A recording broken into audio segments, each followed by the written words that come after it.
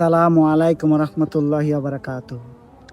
দেখতে দেখতে শীত চলে গেল, আবার দেখতে দেখতে বসন্ত চলে আসলো, আবার দেখতে দেখতে বসন্ত চলে যাবে, বর্ষা চলে আসবে।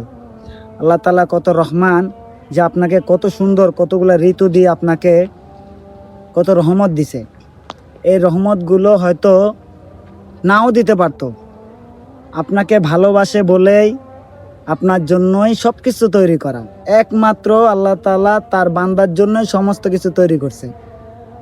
আল্লাহ তাআলা এই পৃথিবীর যত মাখলুক আছে সকল মাখলুককে সৃষ্টি করছে একমাত্র আমাদের খেদমতের জন্য। আর একমাত্র আল্লাহ তাআলা বলতেছে, আল্লাহ তাআলা জিন জাতি এবং মানব জাতিকে সৃষ্টি করছে একমাত্র আল্লাহ তাআলার ইবাদতের জন্য। আল্লাহ তাআলা বলতেছে, রিজিক আমি তোমার কাছে চাই না, আমি তোমাকে রিজিক দেব। শুধু আল্লাহ তাআলার ইবাদত বন্দেগী করতে হবে। আমাকে পাঠানোর একটাই মাকসাদ, যে আল্লাহ তাআলা পাঠাইছে আমাকে দুনিয়াতে ইবাদত করার জন্য। আর রসুলের সুন্নত অনুযায়ী যদি আপনি সব কিছু করেন, তাহলে সমস্ত কাজই আপনার ইবাদত হবে। 24টা ঘন্টায় আপনি ইবাদতের মধ্যে থাকতে পারবেন যদি আপনি রসুলের সুন্নত অনুযায়ী সব কিছু করেন।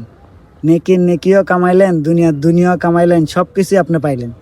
আর যদি শুধু দুনিয়ার পিছনে পড়ে থাকেন, হয়তো দুনিয়াটা পাবেন সামান্য কিছু, কিন্তু আপনার আখিরাত থেকে বঞ্চিত। ভাই, নামাজ আপনাকে পড়তে হবে।